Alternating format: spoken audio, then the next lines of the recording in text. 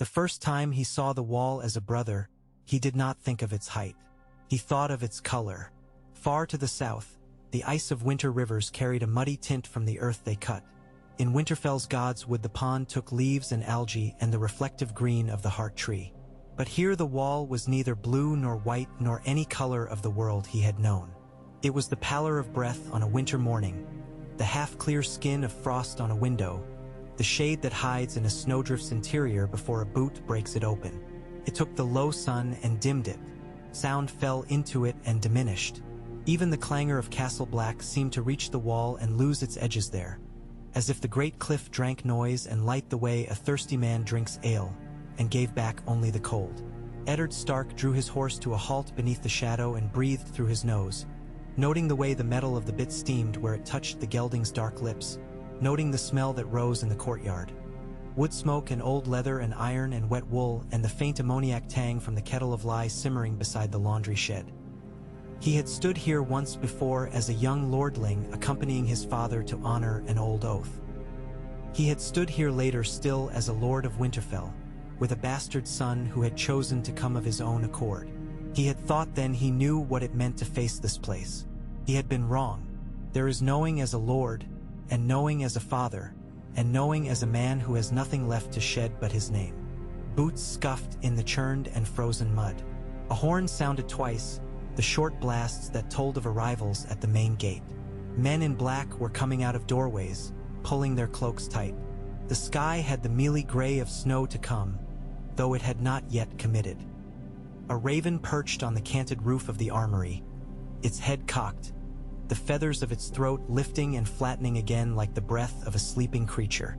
The bird opened its beak and made a rusty sound. "It's him then," muttered a voice near the stables. Eddard did not turn toward it. He put a gloved hand to his horse's neck and stroked the sweaty hair backward under the wool and leather, feeling the heat through the glove. His fingers were stiff. He flexed them. From the open door of the old Lord Commander's tower, Jeor Mormont emerged with the measured displeasure of a man forced from warmth into cold for honor's sake. He had a face like a dull blade, nicked and scarred and serviceable. His hair had gone white and had the thickness of a bear's winter coat. He wore his cloak fastened with a clasp shaped like a small bear rampant. Beside him stalked a man of middle years with a bookish stoop whose eyes had that watery look that comes of age, the blind looker's gaze that somehow sees more than sight. "Lord Stark," Mormont said, rolling the words in his mouth as if they were something to test before swallowing, as if formality might be used as a shield when other shields had failed. "Or do we throw titles away at the gate? Brother, then. Brother Eddard, if it's to be so." "I have no lord's right any longer," Eddard said. He dismounted. His knees were stiff with the cold and the long ride, a stiffness he would once have shrugged off. He felt it now and recognized it as the first small tax of old age. "I come to take the oath. If you will have me, will have any man who can stand a night atop the wall and not piss his britches," Mormont said, his voice a dry scrape. He glanced at the blind-eyed old man. "Eamon, you hear the wind? It has teeth today." "I feel them," said Maester Eamon, and the corners of his mouth moved as if the cold amused him. He turned his clouded face toward Eddard. "Brother, come inside. The cold will know you soon enough. Spare it its haste." They led him into the tower. The stone of it was colder than the air outside, as if it stored winter the way cellars store apples, and gave it up slowly, deliberately, with the malice of inanimate things that do their work without anger or pity. The Lord Commander's solar smelled like a man's den. Ink and fur and the oils men rub into their weapons, and also of a clean animal smell that must come from the raven that watched from its perch above the hearth. A small fire burned. Its heat seemed to make no impression upon the stone. Heat here was a private thing. It warmed the bone that stood nearest and left the rest to their own devices. Eddard stood at the edge of the rug and felt the fire on one side of his shins and cold on the other. He thought it fitting. It would be too much to ask for a place without such divisions. Mormont took his great chair as if it had been molded to him over long years. He indicated another, smaller seat. Eddard did not accept it. He stood. He did not wish to be made comfortable in this room on this day. He wished to be as he was, a man who had lost the things men think they will never lose, and had come to a place where a name and a face meant less than a cloak of black wool. "Sit," Mormont said. "If you're to be a brother soon enough, you can at least rest like one. We won't have you falling into the fire from stiffness and adding the smell of roast lord to the room." Eddard allowed himself a corner of a smile and sat. The chair creaked under him in the particular complaint of wood stressed by weight and dryness. He put his hands, gloved still, on his knees and stared into the fire until his eyes watered, the better to keep them from watering for other reasons. "It is not our custom to inquire into the reasons that bring a man north with his hair still dark," Mormont said, leaning back so his clasp caught the light with a dull gleam. "Poverty, crime, politics, dishonor, zeal. None of it matters, not where it matters. The wall scours a man of his story. Still, you know that a crow is a practical bird. I would be a foolish Lord Commander if I did not weigh the fact that the man before me has been the warden of the North and the hand of the king." "Was," Eddard corrected him quietly. "I have been a poor hand at both of late. I am no one's hand now. The snow is the same whether you cursed it in a castle or cursed it in a field," Mormont said. "We don't take men's measure by their last misstep, or their last triumph either. A man is useful to the watch if he's useful today." Eamon's blind eyes turned toward Eddard as if pulled by a thin wire. "Duty is a long road," he said. "It has no mile markers that one may boast of, and the company changes as you go. If you have traveled it, you will find the footing familiar here." "I have traveled it," Eddard said. He did not say how the road had bent at the end like a snake and bitten him where it hurt most. Mormont reached for a horn cup on the table beside the chair and pushed it toward Eddard. The wine was warm and mulled with something that was not sweet, some bitter spice that gave the heat a different shape. He drank. When he lowered the horn, he saw that the raven's head had followed the movement. It cocked and croaked, snow, as if announcing a king. "Your son is here," Mormont said, and Eddard could not tell if the Lord Commander had taken the bird's word for prophecy, or if the bird had learned the taste of the word from frequent feeding. Eddard set the horn down. He meant to do it gently and found his hand unsteady for a heartbeat. "I know. You know, do you?" Mormont said, and the corner of his mouth bent.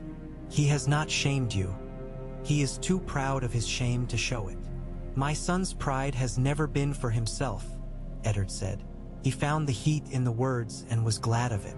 Pride, like warmth, had become something rare. "We'll give you a day to wash the south from your hair, and a night to sleep under a roof that will not be yours tomorrow," Mormont said. "Then we'll do the thing that must be done. You'll say the words where you like.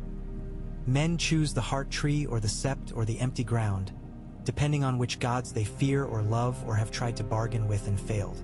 I imagine I can guess where you'll stand." "I know where I'll stand," Eddard said. The words made a small hollow in his chest and left it behind as a keepsake.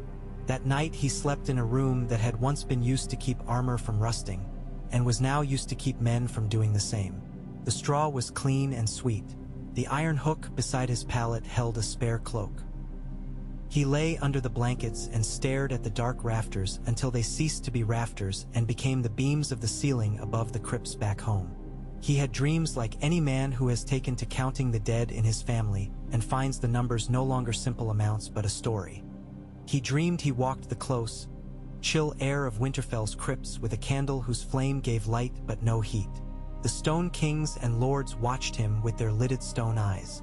His footsteps were the soft steps of a cat on fur.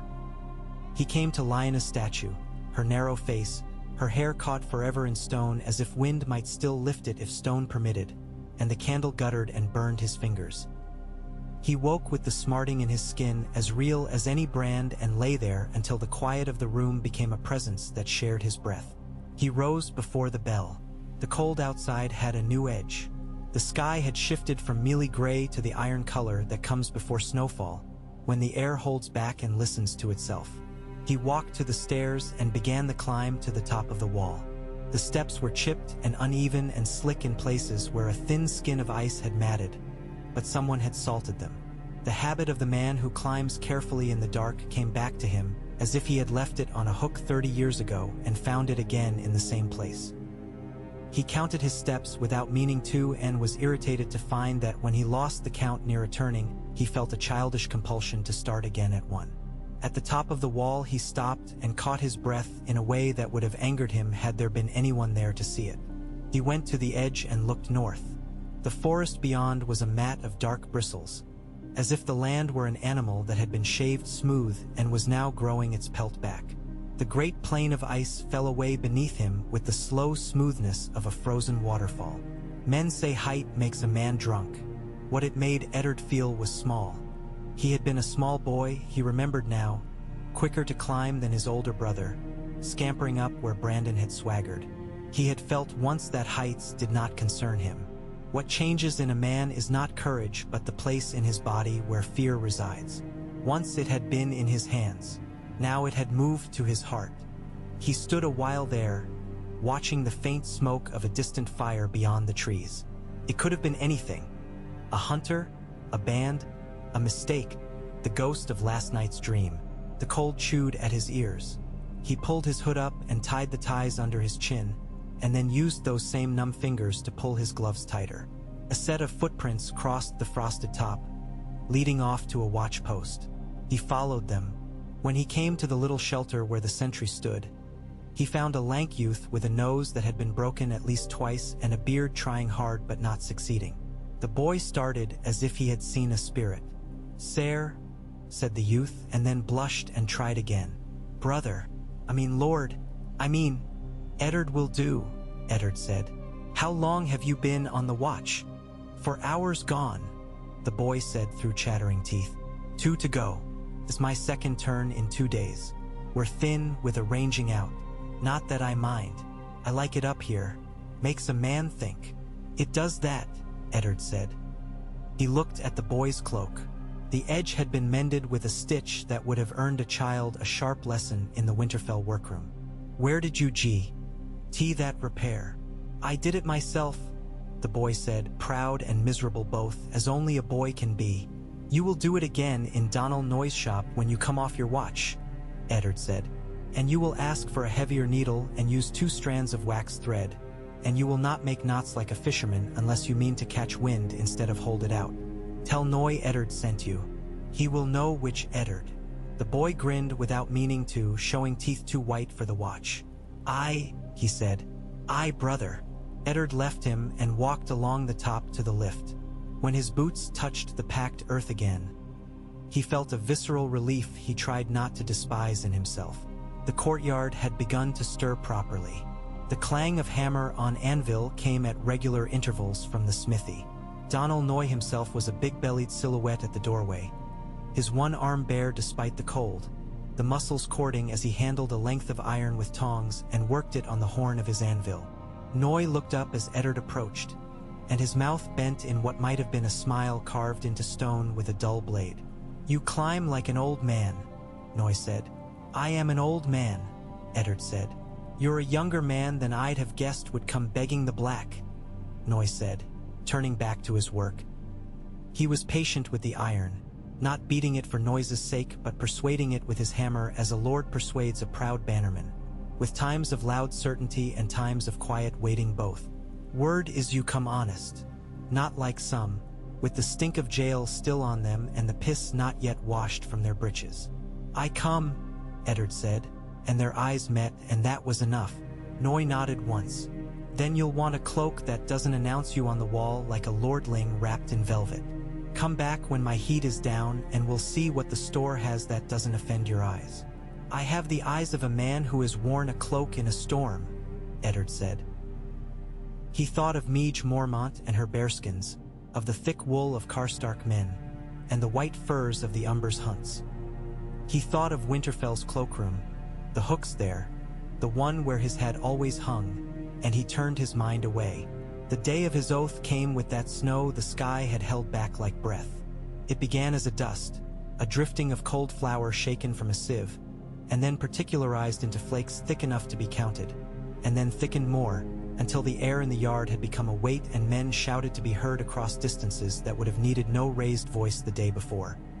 He ate stew at noon that had far more water than anything else, and thought of the way Winterfell's cooks always saved the best morsels for the servants with children at home, having made quiet bargains with women in the washroom, not in words but with nods and looks.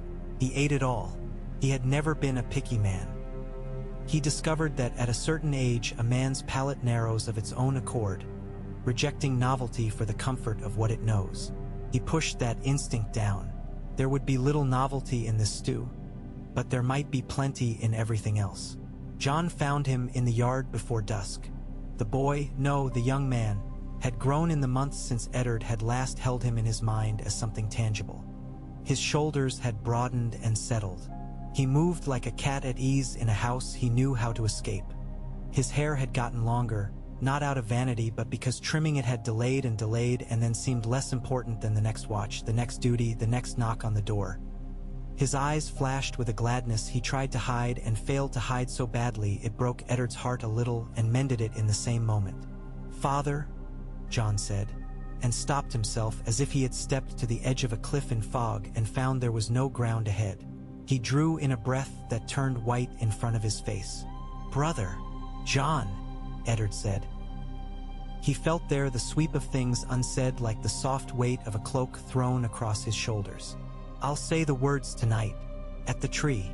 Jon's mouth moved, humor and sorrow and pride cutting different lines across his face in turns. "I thought you would," he said. "I hoped. You should have seen. No, you will see. The heart tree here isn't like ours at home. The godswood is a little patch and the water is a trickle and the soil is sour and the needles from the old pines fall and don't rot, they just lie there, and the heart tree." He stopped, feeling childish. He looked down in a way that was so like his mother. No, not his mother. Eddard corrected himself with an inward movement of his head, that Eddard's breath caught. "The gods are the same no matter the soil," Eddard said. It was a thing his father had told him long ago when Eddard had complained that a godswood in the south had felt wrong. Rickard Stark had looked at his son like a man checking the height of a sapling with his hand, and then had said, "The gods are where you keep your word to them. We ask for much from them. We can give them at least the courtesy of meeting them where they choose to listen." Jon smiled with his mouth closed, and the look made him a boy again for the space of 3 heartbeats. "I'll walk with you down," he said, and then added, "If you wish it." "I wish it," Eddard said. They walked in silence, the greater part of silence being not the lack of sound but the agreement that a lack of sound was better than words. The snow had tamped the noise of the place. The wall loomed behind them like a cliff of ghost flesh. The path to the godswood was tamped down and edged with ribs of snow thrown up by men's boots over the last week. The heart tree's bark looked like old bone.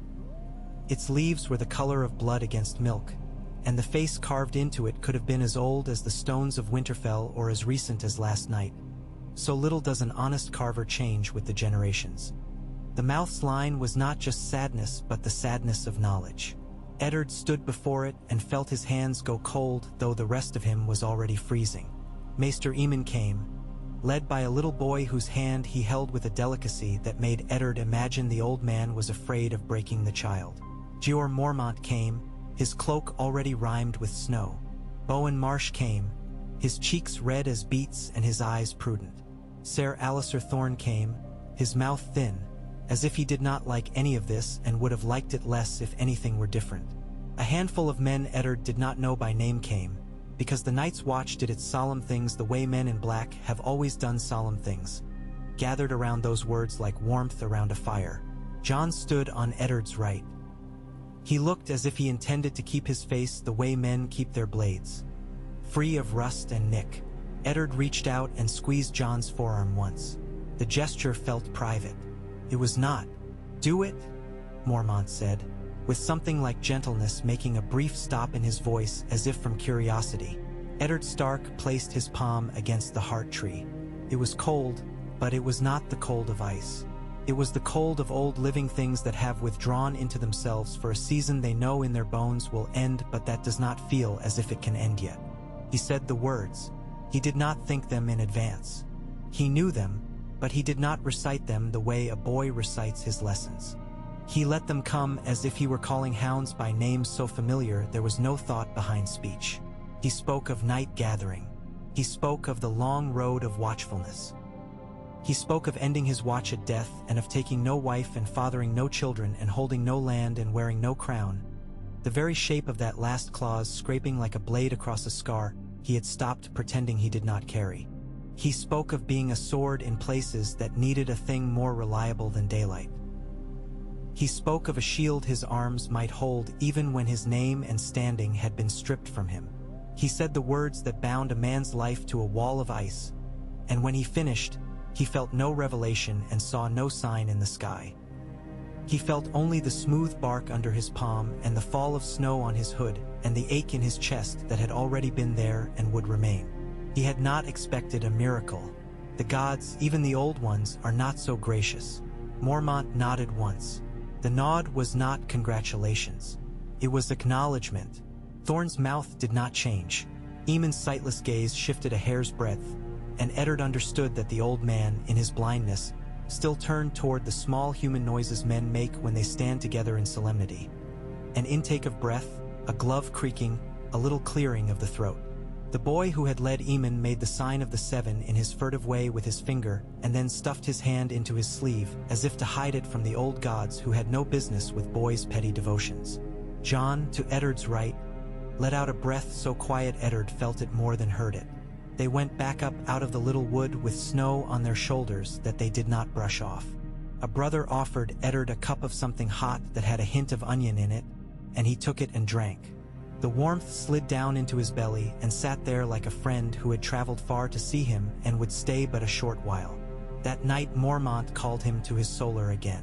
The raven hopped along its perch as if eager to deliver the message itself. Eamon sat with his hands folded on his lap, his fingers still strong. He was old in the way of trees that have outlasted storms that took younger and more beautiful trees, not old in the way of men who had been careless with their gifts. "There is the matter of your place, now you're sworn," Mormont said bluntly. "We have a captain of the marsh and a first builder you might have heard of, and a first ranger who is not present to sing his own worth because he is out ranging. We have a lord steward who needs no new meddler looking over his shoulder at his tallies. We have more pride than men, more men than boots, and less of everything than is comfortable." Eddard said. He sat. He found he was learning to accept chairs here, to let them take his weight. It surprised him to learn that the act takes practice. "I could make you a ranger if I were a fool," Mormont said. "There would be men pleased at that, to see you ride out in leather and mail and vanish into the trees for a week at a time like any other crow. You'd earn your bread and complain about it, and the men would say there, 'Look, that is a lord made small as we are. But I am not a fool. Your body is not a boy's, and your value is not in how far you can run in snow up to your middle and still breathe.' Then say your thought, my lord," Eddard said, and the old style came to him and shamed him. He corrected himself.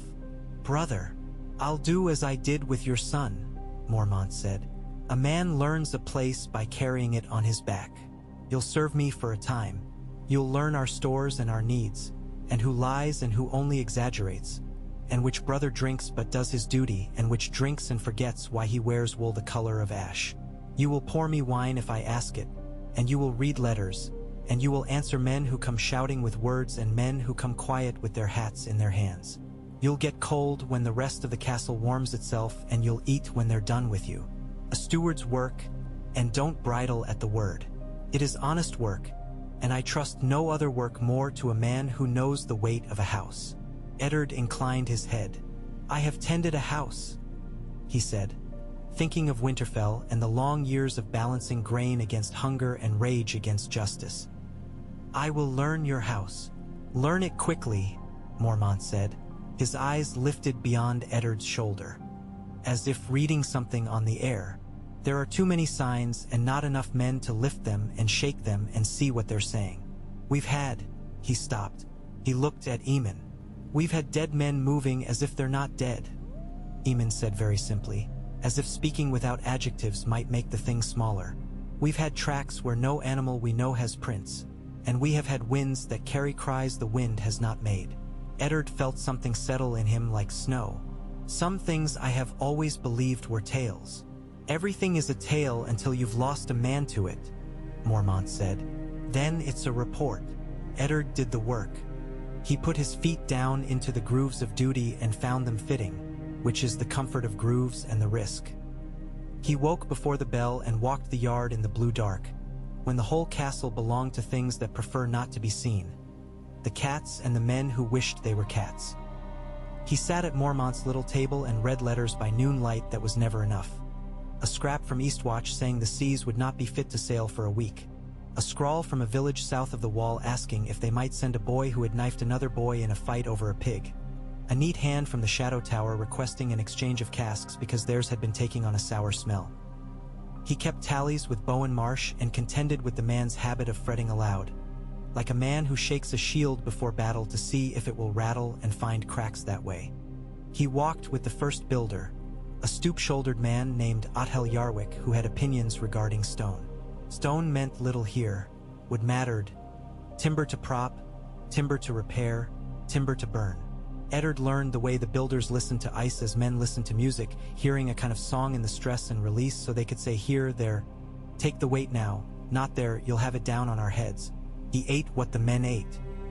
He drank sour beer and as black a broth as any other. He let Donal Noy measure him for a better cloak and did not protest when the smith muttered about lordlings who think a bit of fur will cure a north wind.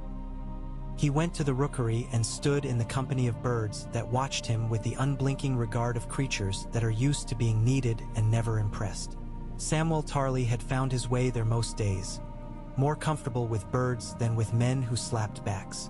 The boy feared everything and everyone in the beginning, and then gradually fewer things and fewer men. A slow slimming down of terror like a man shedding winter weight. They remember, Sam told Eddard in a whisper, as if the birds would flee if a voice lifted. Not words, place, feeling. Maester Eamon says their remembering is like ours when we smell something that reminds us of a thing and suddenly we know the whole thing, not just the smell. The birds carry that back and forth. Isn't that a wonder? It is, Eddard said, because wonder is a thing that grows when tended, and he believed in tending virtues like that the way he had tended apple trees in the Winterfell orchard when his father told him a lord's hand should know what it ordered, at least sometimes, or it would be a hand without fingers. He trained in the yard when he could, to keep the habits in his arms from sleeping, but he did not do it with a lord's privilege of choosing his time. He stood in the battered circle with wooden sword against men, whose swings were big and honest, and men whose littler bodies darted and flickered like fish in a hole cut in ice. Ser Alistair Thorne took a sour pleasure in setting men against Eddard who hit too hard. It would have been a simple thing to embarrass them and make a point. Eddard did not. He made smaller points. He stepped out of reach. He let his blade kiss knuckles instead of skull. He spoke afterward in voices that carried no farther than the man he spoke to. You lead with your shoulder as if you owe it something. You do not. Your shoulder belongs to you. Keep it. Be meaner to your feet. The younger ones learned to be mean to their feet, and afterward he saw men stepping smarter in the yard and up on the wall and sometimes in the kitchen fetching bread. The watch's health is 1,000 small economies, he thought. You save a man an inch in the yard and it will be 6 inches on a ledge in a storm, and he will give you those inches back in the way he handles his knife or the way he restrains his temper with a hungry brother. Jon came to him when he could, and when he did, they walked the perimeter of Castle Black together like two hounds revisiting a boundary. Jon told him the little stories he had stored up and kept like a miser keeps coins. PYP sings badly and better than anyone who sings better. Gren can carry anything you can lift and more besides if you put his mind in it with a story about how his strength is famous. Sam saves bits of candle wax and says he's not a miser, but Maester Eamon says a good steward wastes nothing except his disapproval of misers. He told Eddard everything and nothing. He did not touch the matters that would lie between them like a shield tossed aside after battle. The mother Jon did not know and Eddard did and would not speak of. The war that might be rising in the south like summer heat and might not be, depending on how men measure words and wounded pride. The fact that Eddard had taken a vow that would keep him in black until he died, and that Jon had beaten him to that vow, and that each man had done it in knowledge and ignorance that overlapped in a way they would never quite be able to draw a clean line around. Once, on a night when cloud had torn and the stars were wolf-bright, Eddard brought up the thing he had kept in his jaw like a pebble, his tongue turning to it and away again. "There is a truth I have carried for half my life," he said, looking not at Jon but at the slice of the night that sits north of the wall like a beast watching without blinking. "I have carried it because another carried a greater burden, and I could not take it from her except by taking this. I wish that I could give that truth away, but every man must carry his own cold from time to time. You will think me cruel for saying nothing. I will bear that. I have borne worse. When I die, there will be letters under stone that you may read if you wish, or you may burn them. The choice will be yours." Jon stood very still. Eddard could feel the boy's anger begin like the beginning of a storm in summer. A coolness in the air, a silence, a smell before the thunder. "I know," Jon said in a voice that tried to be older than it was, "that there is a thing but not the thing, and that you'll give it to me only when the last possibility of my asking you a question about it has been taken. I would spare you wanting what you cannot have," Eddard said, understanding even as he said it how thin such comfort felt in another's mouth. "Spare me," Jon said, and his mouth twisted not entirely with scorn. "And yet the sparing hurts like a blow." "A father spares a child and does damage," Eddard said. "A father speaks and does damage. Choose your damage. I have chosen mine. I do not pretend it is noble." Jon drew in a breath.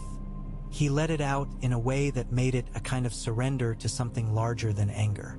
"Well," he said with a spurious cheer, "there's always the birds and their remembering. I like them better than men some days. They want nothing. They carry things without asking why. They carry things because we ask," Eddard said. "Maybe that's why I like them," Jon said, and smiled without heat. Word from the south arrived like blown leaves. Uneven, uncertain, suggesting a season by their shape and not by any one leaf telling you the weather. There had been engagements near the Green Fork. There had been men named and unnamed who had proved braver than expected or pettier. There had been a thing done at a wedding that left the taste of iron in the mouths of those who told it. There had been banners lowered and raised again and men who had miscalculated the value of pride. Eddard read the Raven's bits and watched Mormont's face at the mention of names, looking for signs of past acquaintance, debts owed, grudges that might bear fruit, and he saw something else. He saw the Lord Commander's patience for southern matters where as a strap wears when a man drags a sled. "Let them tear their castles down if they wish," Jeor muttered, not once but many times over many days. "If their tearing would keep from tearing this. This is all that matters, and none of them see it, because they have not stood with their faces stinging and looked north and seen what waits." A ranging went out under a gray sky. It took men Eddard had come to know in the way men come to know their companions in place of friends. By the sound of their cough, by the shape their boots make in half-frozen mud, by the line the water makes on their cloak after rain. It had been planned for weeks because planning is what they had when numbers failed. Qhorin Halfhand was named as commander, his face hewn by wind and old choices. He smiled at Eddard before he left, and the smile was so slight and so content with its slightness that Eddard liked him immediately. "We bring back what we bring back," Qhorin said, "and that will not satisfy those who have been warm while we froze, but it will be what we can lift in both hands without breaking our fingers, and that is about as good as reporting gets." They brought back less than they had taken out. Some men, some news, a frost-burned rumor that clung to them like the fur on their cloaks. They spoke of villages beyond the wall with doors hanging loose and meat still on hooks in smokehouses. The fat turned to something chalky that tasted wrong. They spoke of a night with no animal sound at all, as if the world were holding its breath under a blanket. They spoke of tracks that had a man's shape but not a man's mind behind them. They spoke of a cold that had sat on their chests and laughed at their fires. Qhorin stood before Mormont and told these things in a voice that made them small, because that is what men do to fear when they are tired of carrying it. Mormont looked at Eddard while Qhorin spoke, and then looked past him, and Eddard followed the old bear's eyes and saw on the wall the map that had hung there for so long the parchment had the color of old teeth. "That ridge," Mormont said to Qhorin, tapping it. "That notch. We can hold men there for a day and a night if we must. What we need is not a place to die, It is a place to be seen dying in such a way that we stiffen the spines of those who think the wall is an old story. I am too old to be the story myself. You're old enough to be it twice, Corin said mildly, and looked at Eddard with no flattery. You came here not to hide, I think. No man who wishes to hide comes to this place. I came here because I was made small, Eddard said. It is a relief to be among tall things. Snow deepened. The wall cracked in small ways that mattered to the men who listened to it and in big ways that were still, somehow, fine. A man fell from the top and left a shape in the snow like a question. He lived 3 days, each day the kind that has only one task and never ends until sleep takes it. Breathe. Eddard sat with him for an hour the second day. The man told him, in a voice like dry leaves, that he had thought he saw a light beyond the forest and had turned his head when he should have turned his feet. He apologized for dying. Eddard told him forgiveness is a thing a man may carry into the ground if given at the right time. The man died on the 4th day, having outlasted the guess. They buried him in the frozen ground by a method taught by men who have had to put a body in soil that resists. Eddard learned it not because he liked the knowing, but because the knowing makes the world less impassable. In those days Mormont began to lean on him more. The old bear would sit with his map and his wine and his raven, and send Eddard to speak to men Mormont could not hear properly anymore, because when the wind gets into an old man's ear it whistles and makes a mockery of words. Or Eddard would go to the builder's sheds and ask for more care in shoring a support, using the words Mormont would have used had he the breath to walk there himself. Or he would take down from a high shelf a ledger and set it in Mormont's lap without the old man needing to say which ledger it was he wanted, because when you sit with a man in all his small necessities long enough you know which book he reaches for when his hand hesitates. Men of the watch had long memories and long workshops of hope. Some had hoped Eddard would swagger and try to be a lord here, so they might cut him to size with quiet jests in the hall. Others had hoped he would be more than he was, a man with fire in his belly and a plan to save them with one speech. He disappointed both hopes. He was a careful man, a man who found solace in small repairs. He sent a boy back to Donal Noy for a better cloak stitch, and then went himself to stand in Noy's smoke-stained shop and watch him teach the boy with a patience that would have surprised those who thought patience and smithing have nothing to do with each other. He wrote a letter to Eastwatch in his neat hand, asking for fish by trade, and sent a cask of arrow shafts with the note, a quiet barter. He watched Ser Alistair Thorne in the yard and did not pick quarrels with the man's sour mouth. Instead he spoke to the sergeant who did the actual arranging of drills and asked him to stagger pairs differently, not calling attention to it so that Thorne might see it and object. Thorne saw it and said nothing because there was nothing to be said about drills that made men better in ways that would be measurable the next time it snowed. A letter came from south that had Winterfell's seal broken and resealed with the hand of a man who had no right to it. The wax bore an unfamiliar imprint like a lie. Eddard read it. He folded it. He put it into the rounded niche in the stone that men used for letters before the ravens took messages to the air. He looked at it for a long time after. A man may leave his house and his title behind and put on a new cloak, but if he has stewarded long seasons of the lives of men and women within a boundary, that boundary remains in him like the smell of smoke in a cloak. He told no one what the letter said. He told the letter nothing, which is a small defiance but one he claimed.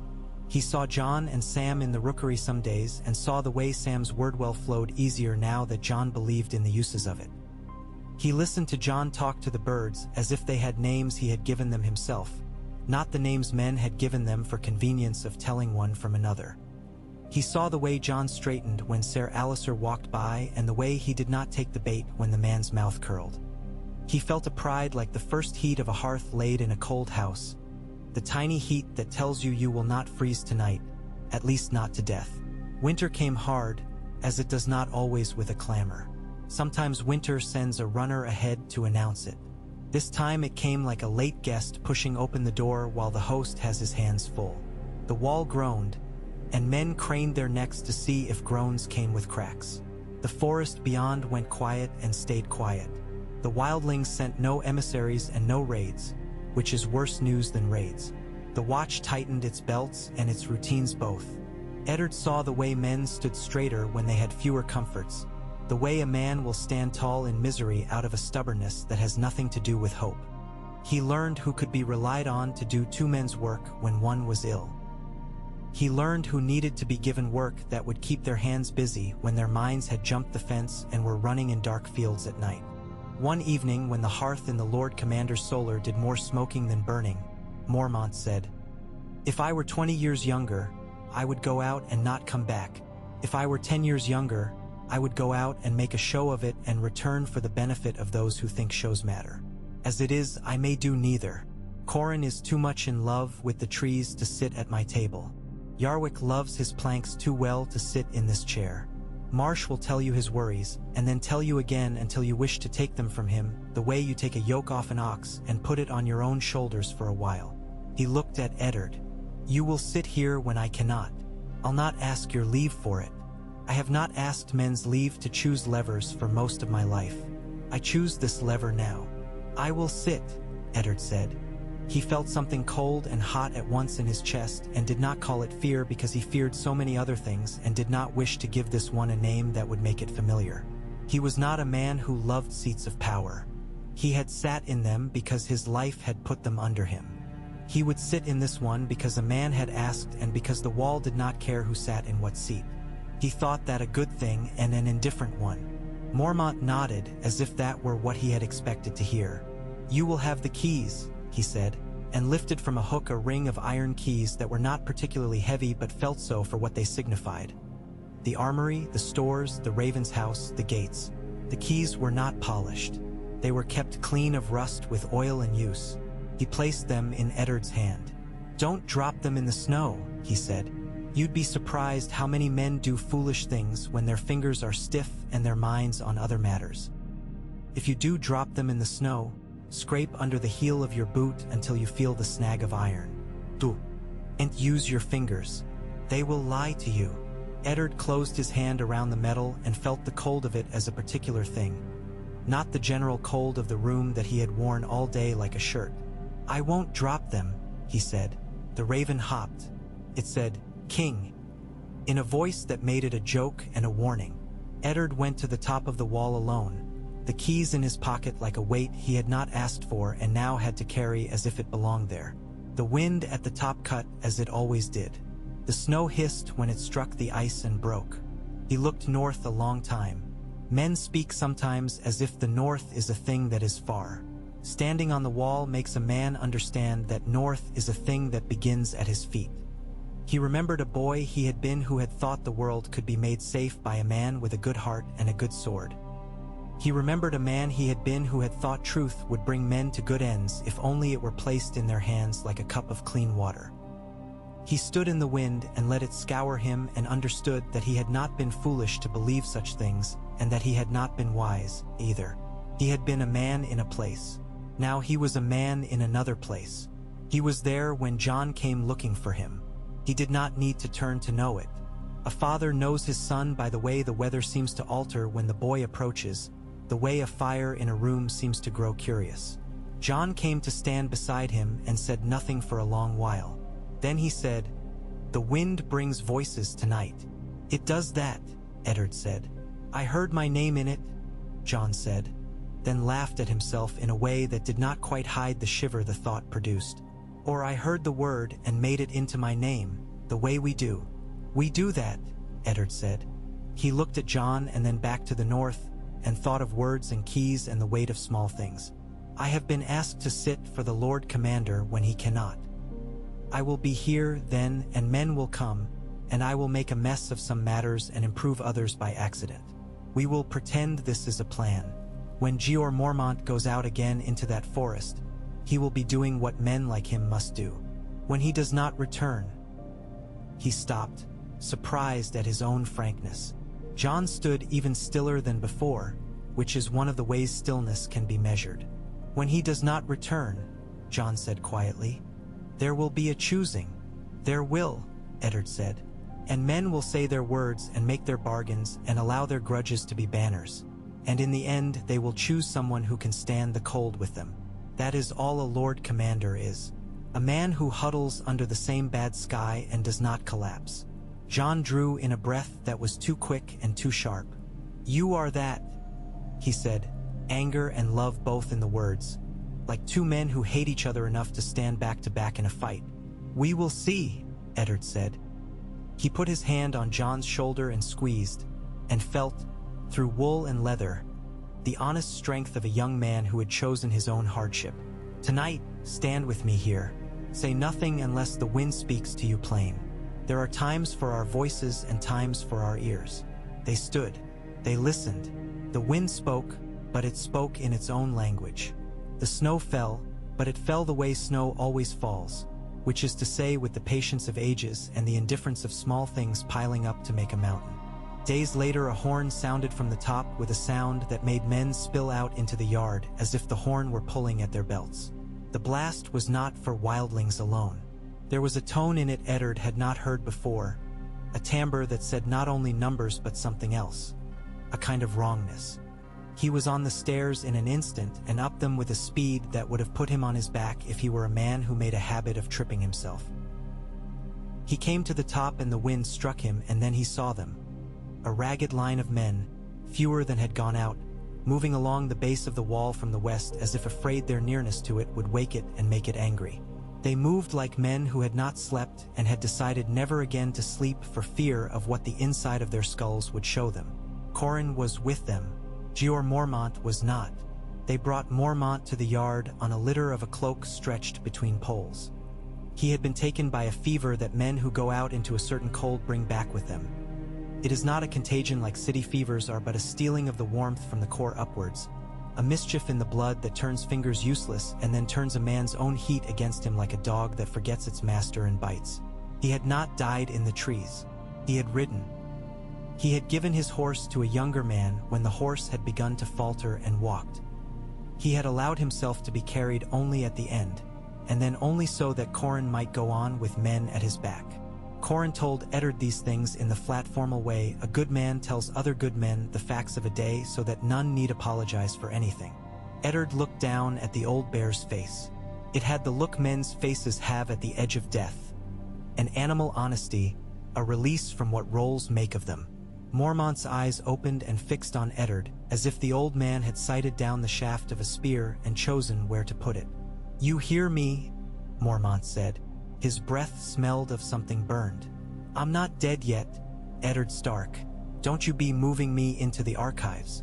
I have a little venom left and I'll spend it where I like." "You have it," Eddard said. He bent because bending keeps a man from weeping. "Spend it well." Mormont's mouth moved into a shape that had always been laughter's shape, even when laughter had not been forthcoming. "I will. Listen. They move. Not the wildlings alone. The other things. The old stories. We saw. You'll forgive me. I won't fetch them words. You'll get tea. Hem from Corin and he'll make them smaller for you, and that will help." It didn't help me. His eyes sharpened. "When a Lord Commander dies, the watch will choose another. I am not dead tonight. I am only so far gone I see a little farther than I like. If I am not there when they call the names, I want you to stand and keep them honest. I don't care if they choose you. I don't care if they choose Marsh or Yarwick or that sour-mouthed Prickthorn, though I hope they don't, because a man without joy in him is a bad fit for a cold place. I care that when the choosing is done, the man who takes the cloak knows what it weighs. You know the weight of things." "I know it," Eddard said. He felt the keys cool in his pocket like a second heart. "I'll keep them honest." Mormont moved his head in the smallest nod. He let his eyes close for an instant. When they opened again, they had that clear blind look of a man who has waited too long in a river and come out with his skin numbed. "Bring me my bird," he said. "I won't die in a room with men and no animal to witness me. It's bad luck. A man should die with at least one creature present who is not a man. They say the gods hear animals better." The raven came to Mormont's bed and hopped closer than it had ever hopped to Eddard before. It looked at the old bear with that bright black pupil and then at Eddard as if making an accounting. Said no word. It clicked its beak twice, and Mormont laughed once and then coughed and turned the cough into nothing with a look of iron annoyance, as if he would not give his body the satisfaction of his attention. Corin told him later, under the rafters, while snow hissed against the shutters, what he had not told in the yard. He spoke of figures that did not tire and did not breathe like men do when they climb. He spoke of the way frost had formed in the mouths of their horses from nothing, and the way the trees had looked as if lit from within by a cold fire where there was no flame. He spoke of a thing at a distance that had turned and looked, and how the looking had felt like a hand inside a man's chest squeezing. He did not say the word the old tales used. He did not refuse it either. He spoke as a man speaks when he wants to leave the story in the air and not put it into the chest of the man he is speaking to, knowing that putting it there makes it heavier and also safer both. When Mormont died, he died quietly, like a man who has finally gained the privacy he has not had since he accepted command. Men who have commanded long lives do not die like heroes with speeches. They die like carpenters, aware that another will lift the hammer and that the wood will not care. Eddard sat with him in the last hour and thought of all the men he had watched die. Brandon with the smell of iron in the air, his father with a smell of smoke, a dozen men from Winterfell whose names he could list and whose voices he could hear if he closed his eyes and chose to endure it. He thought of how each death seems to insist upon itself as the central death in the world until the next one comes and insists instead. He held Mormont's hand because it seemed unjust that a man should have held so many men with his voice and his gaze and then be held by no one. The old bear's hand was cold as a fish pulled from under ice. The next day, in the hall that had seen more hard meals than celebrations, the watch gathered to choose. There were speeches, as there must be, because men need to hear their own voices go out into the world and be answered by others in the form of low murmurs and coughs and the shifting of feet. Bowen Marsh spoke, and spoke well in a way that dignified his worry and made of it a kind of devotion. Othel Yarwick spoke in a list of practicalities that would have made a bad song but a good bridge. Ser Alistair Thorne spoke and made the air colder with his words because opinion lives in tone as much as in content, and Thorne's tone was never a friend to the undecided. Cotter Pike came from Eastwatch and spat on the floor before speaking, not out of disrespect but because he had spent so much of his life spitting on decks that it was a rhythm of his thinking.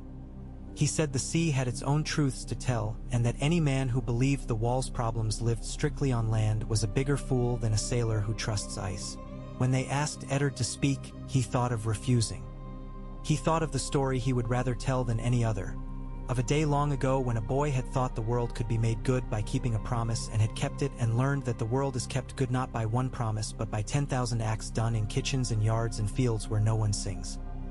He looked at the faces of the watch, men with hair grained through with white and boys barely bearded.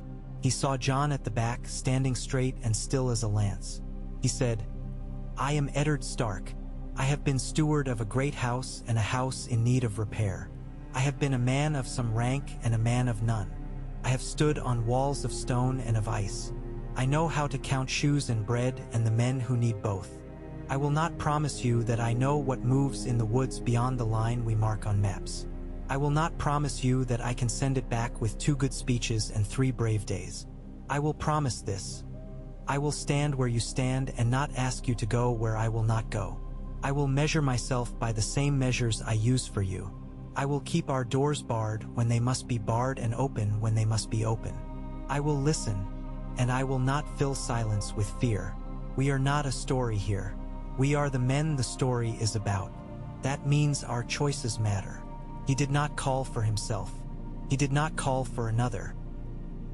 He stepped back and let the hall's sound fill his place, as a river fills the place where a boat had been. They chose. It took longer than men like and shorter than it sometimes does, because the pressing cold and the emptiness of the wild and the memory of Mormont's even temper did their own persuading beside men's words. In the end, the choosing surprised him less than it surprised some who thought games could rout the weather. They chose Eddard Stark to wear the heavy cloak that had Mormont's smell in it still. The raven on its perch said, "Snow," as if there were a punchline to the moment and it had decided to tell it at last.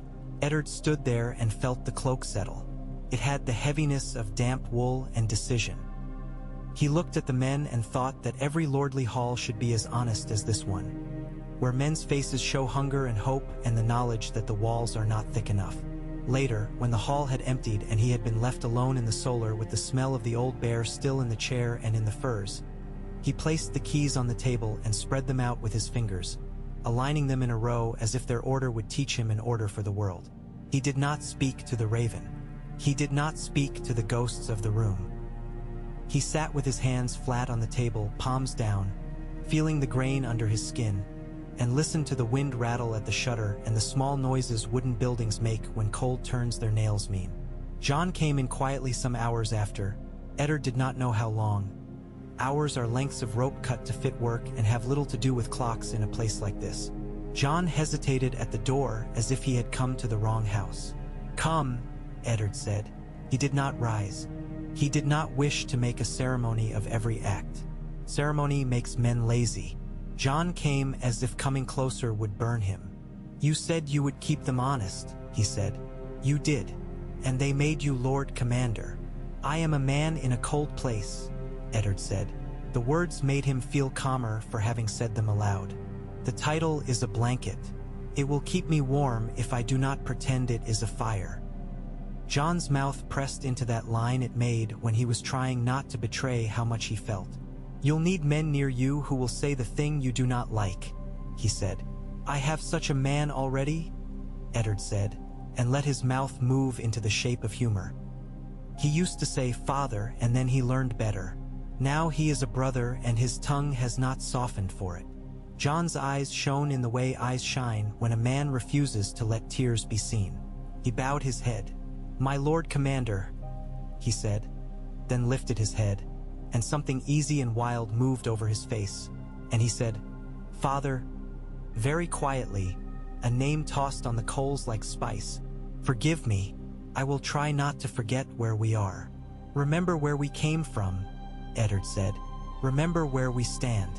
Forget nothing else, and you will be forgiven much." He wanted, then, more than at any time since he had come north, to say the one thing he had not given the boy, the truth of his birth. He felt it in his throat like a hot stone and knew that if he tried to cough it up, it would break him. He did not feel noble for keeping it. He did not mistake his silence for honor. He simply held it, like a man holds a burning brand and does not let it fall into dry straw, because he has weighed one fire against another and chosen which house to spare. When John had gone, and the room had returned to the sounds it made when it was only a room, the creak of a board, the snap of a cooling ember, the small shift a raven makes as it lifts one foot and then the other, Eddard stood and took up the cloak. He walked to the shutter and unlatched it and opened it to the night. The wind came like a thing alive, smelling of iron and pine and old cold. He went to the top of the wall again, because a Lord Commander who avoids the wall is a thing nature will not tolerate and men will notice and not say. Up above, in the waste of sky, a smear of lights moved and faded, green and pale as certain fish in deep water that carry their own glow. The wind said nothing men could understand, and everything men needed to know anyway. Eddard stood and felt the weight of the cloak and the keys in his ears and thought, a man keeps a door. He keeps it with his hands if he can and with his back if he must. He keeps it by standing in it and by standing beside it and by teaching others how to stand. He does not believe the door will hold because he believes in doors. He believes it because he has done the math. He lifted his face to the sky and closed his eyes and did a thing he had not done so especially since he had said his oath. He prayed, not for victory, not for grace. He prayed for spine. He prayed for the stamina of woodcut in winter. He prayed for men to remember to be mean to their feet. In the days to follow, he would be asked for judgments small and great. He would be told of spirits with eyes like shards of ice and of men with hearts that had forgotten their own beat. He would be obliged to balance fear against need and pride against salt pork. He would erase lines on maps and draw new ones on the inside of men's heads. He would send messages to lords who had once called him brother or enemy, and he would teach himself to think of them as men in houses that needed their doors kept as much as his did, even if they had not noticed the wind yet. He would hold counsel with men who despised him and men who loved him and find that the words they used mattered less than the way their hands rested on tables when they made their arguments. He would stand again at the heart tree and put his palm to its bark and feel the old cold there and think of how all living things have tides and that he was part of such a tide now, not a lord of one. But for now he stood. The night made a hissing sound as snow touched ice and turned to a fine crust. From the watch post to his left came the scrape of a boot and a man's breath drawn and let go. Somewhere below a door thudded. Not hard. The honest thud of a thing fitting its place. He drew his cloak around him and decided here, at the edge of the world and the beginning of it, that he would be as generous as he could afford, and that where he could not be generous he would be fair, and that where he could not be fair he would at least not lie. The wall, indifferent to this, stood, and the wind went on rubbing itself against the rough edges of the world. In time the night thinned. In time dawn would show him the little movements of men beginning another day of keeping one thing from breaking into another. He shifted his weight from one foot to the other. He waited. He learned, again, the skill of standing. He understood, with the simple, hard clarity of cold air in his lungs, that the work of a life was not over when the story said it should be. It had begun again in a black cloak, under a sky that did not recognize names, with a ring of keys and a wall of ice, and a voice in the wind that might say his name or might not, and that did not change the work either way.